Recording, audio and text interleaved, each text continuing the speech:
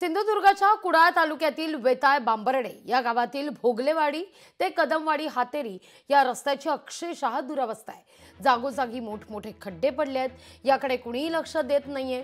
भोगलेवाडी कदमवाडी हातेरी या रस्त्यावरून नेहमी वाहनांची वर्दळ असते आणि या भागातून वाहन चालवताना वाहन चालक, स्थानिक विद्यार्थी देखील मनस्ताप सहन करताना दिसतात। याशिवाय या खड्ड्यांमध्ये पावसाचं पाणी साचून खड्ड्यांचा अंदाज येत नाही, त्यामुळे मोठ्या प्रमाणावर अपघातही या ठिकाणी घडत असतात।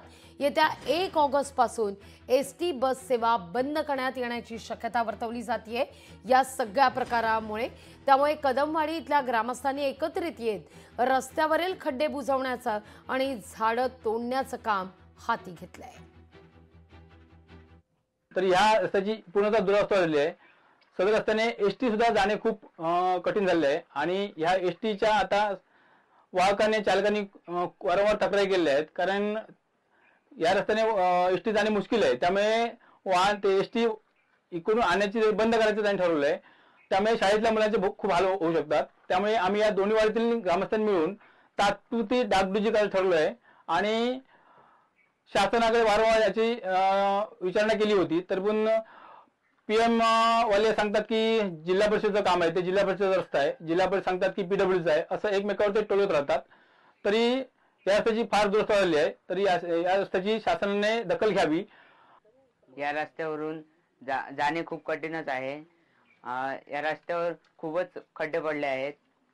त्यानंतर आता काही दिवसात या रस्त्यावरील एसटी येणेही बंद होईल, याची शासनाने दखल घ्यावी। खड्डे पडल्यामुळे आम्हाला एसटी म्हणजे आमच्या एसटीचं नुकसान होतंच। एसटीचं नुकसान झाल्यामुळे आम्हाला म्हणजे आमचे सुद्धा पैसे कापतात, म्हणून पण आम्ही लोकांना वारंवार सुद्धा सांगून म्हणजे रस्त्याची अशी अवस्था झालेली आहे कारण ह्या रोजच्या रुटीनमध्ये शाळेची मुलं वगैरे कायम प्रवास करत असतात आणि कायमची ही गाडी चालू आहे। तरी पण ह्या रस्त्याच्या म्हणजे दुरावस्थेमुळे आम्हाला त्याचा नाहक त्रास भोगावा लागतो।